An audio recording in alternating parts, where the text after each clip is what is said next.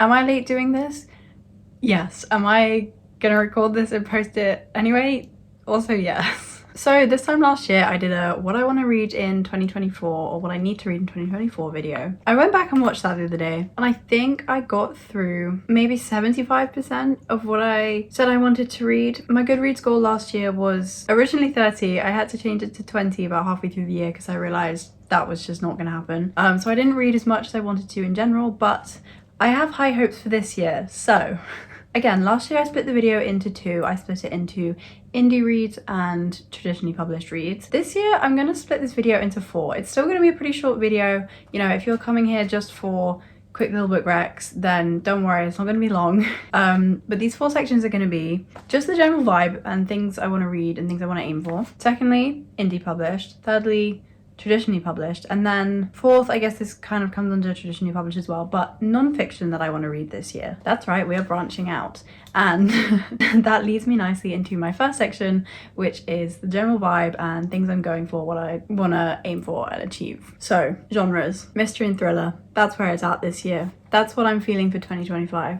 I think what I've established over the past couple years is that the books that I get through the quickest and genuinely just enjoy reading the most are mysteries and thrillers. I love a good fantasy, don't get me wrong. That is, you know, that's what I read, that's what I write too. But they tend to be quite long. I'll be getting into these later. You can tell, you know, some of these books are quite long, quite chunky. And I'm not always a fan of that. I do find myself, you know, really getting into them about the halfway mark. But honestly, for me, the first half of a fantasy book can always be pretty difficult. Just really hard to get into, to be honest. So yeah, mysteries and thrillers, that's where it's at. And then aside from that, I want to read more non-fiction. I just don't particularly read non-fiction. I'm sure I do consume non-fiction articles and writing in general, but not whole books. And that is what I want to aim for this year, because I have a couple that I really want to read and then just some ideas of things that I would quite like to get into this year. Another thing we're aiming for this year is more indie reads. We always want to read more indie. We love supporting indie authors. We love supporting the talent that's out there that just didn't get pushed through mainstream marketing, because it's still incredible work and we love to support indie authors. You know, I'm an indie author myself. Why would I not want to support my fellow authors? My next little motto for this year is going to be that rereads are okay. I haven't reread a book in a long time. I was going to sit there and think of when the last time I reread a book was, but I don't know. It would have been a couple years ago, because I have this one series that's like my little comfort reads, and they're really quick and I read them whenever I need to get my Goodreads goal up. But I've bought one book with me, If We Were Villains. That was my favourite book of 2023. That was my favourite book of 2023. And I really enjoyed it. And when people ask me what my favourite book is, sometimes I say that and I realise I don't actually remember what happens in it. So I should probably know. If I'm gonna call that my favorite book, I should probably know what happens.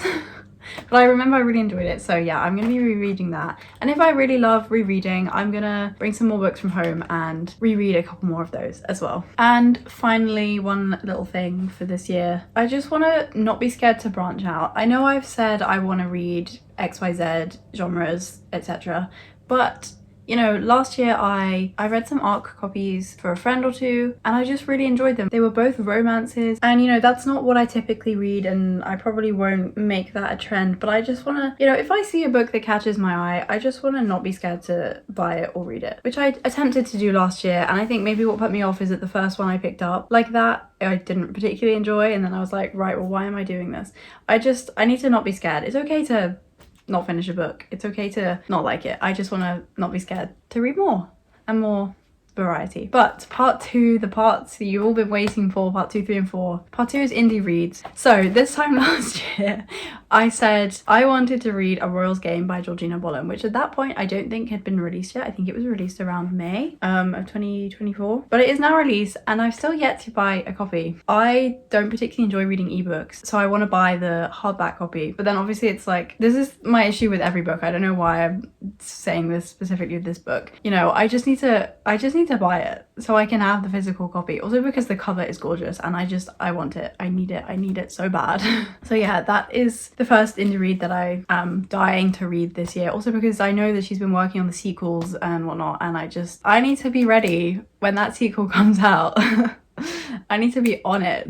Secondly, this one is really exciting as well because this time last year I said I wanted to read Kingdom of Cards by Emmeline Lee, and I did read it and I really enjoyed it, of course. Now there is the sequel. I don't know if this... Wait, I actually don't know if this is being released this year. I just got so excited thinking about it. I don't actually know. That's a really good point. I'm pretty sure it is being released this year, but I might have made that up. So sorry if you were looking for book recs and that's just like not even out this year. But anyway, my third indie read that I want to read is The Carmichaels by Natasha Ellison. I feel like I said that wrong. The Carmichaels. I keep saying it weirdly every time. I keep saying it differently. The Carmichaels. I can't speak.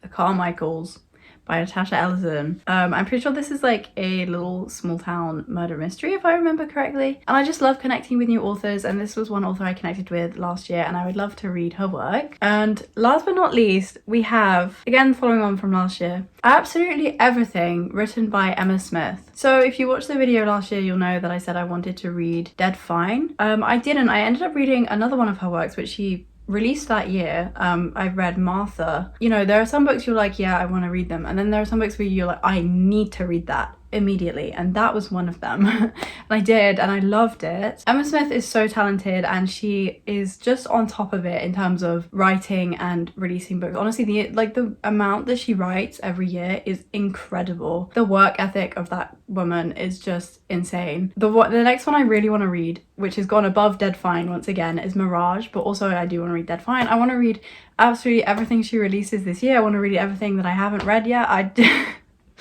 Anything by Emma Smith. If you guys are looking for an indie author that you can get addicted to because she just keeps releasing books, please, please, please look into Emma Smith. I'll probably like link her below, or you'll see all the cover photos right now. But yeah, that's my one indie recommendation that I just cannot recommend enough. I would recommend it to everyone and anyone ever. Although, just a little quick intermission right now, if you will. If you came here looking for indie book recs, I would just like to pop in and say, first of all, I do have my debut novel, A Silent Curse, which has been out since 2022, which is ages now. It's crazy. But also my next novel, Sweet Dreams Don't Lie, is going to be coming out this year.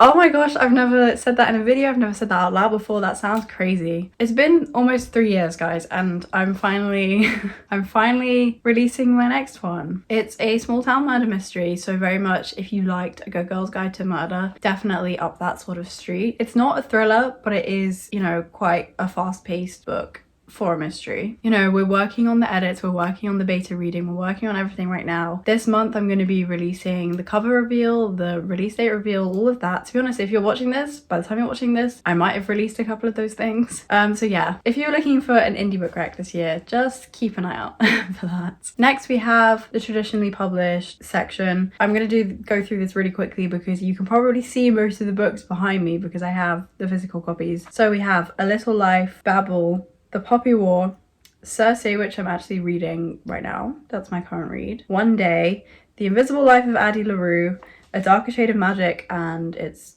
sequels. And then, the one that I do not have, Sunrise on the Reaping. I need it so bad. Suzanne Collins really knew what she was doing in terms of like getting the fandom back when she started writing these prequels. Because I'm not gonna lie, I wasn't even such a big fan of the book of The Ballad of Songbirds and Snakes. I don't know what it was, I think it just felt a bit long to me. But the vibes, do you all know what I mean? And then the going to see the movie and I just love everything about it. And I've been thinking, you know, when I was back in the day, when I was maybe 13 and I was a massive Hunger Games fan, I thought about Haymitch's Arena all the time. That was my Roman Empire. I thought about that every day. I was like, I watched the little films that they had on YouTube. I thought about it every day. I was like, I would do anything to see this. And now we're getting a book and a movie. Are you kidding me? So yeah, I'm not gonna lie, this is probably my most anticipated release of 2025. Next, two kind of generalized bits. I want to read everything by Frida McFadden. Yeah, if I could choose like two authors to read for the rest of my life, it would probably be Frida McFadden and Emma Smith at this point, and Karen M. McManus. If she releases anything this year, I would definitely be reading. Those are like my auto-buy authors. I love it when you find auto-buy authors. For ages, for me, it was just Karen M. McManus.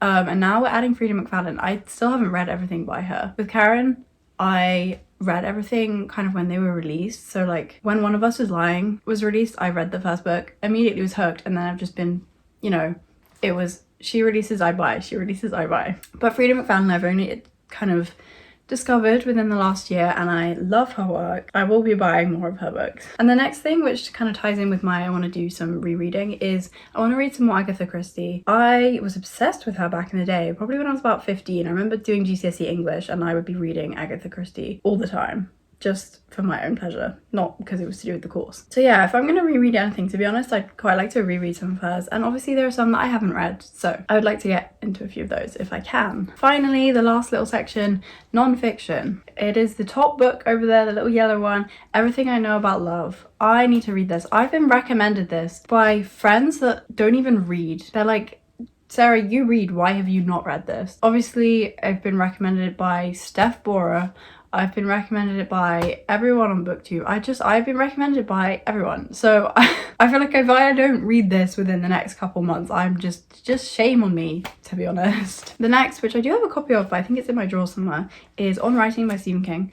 I have flicked through this. I have not sat and read it the whole way through, and I would really quite like to. I have nothing more to say about that. I'd just like to read it the whole way through. And then finally, this is just me. So this is really not good for book recs or anything, but I want to read into more fashion history. What I mean by that is last year I kind of got into reading some articles, watching some videos about just like the history of Gucci, Louis Vuitton, etc., just like high-end brands. What's funny is that I don't actually buy these high-end brands. I'm just really fascinated by kind of how they came around. So if I want to read one thing this year, it's more about fashion, and I want to read about fashion sustainability as well, because that is something that I do care about quite a lot. So, you know, if you were looking for another non-fiction topic to read, there you go. That's my recommendation. That's what we're doing in 2025. But yeah, that's gonna be all from me today. I have no excuse as to why this is so late. But thank you all for watching nonetheless. I hope you got something out of it, and I will see you in my next video.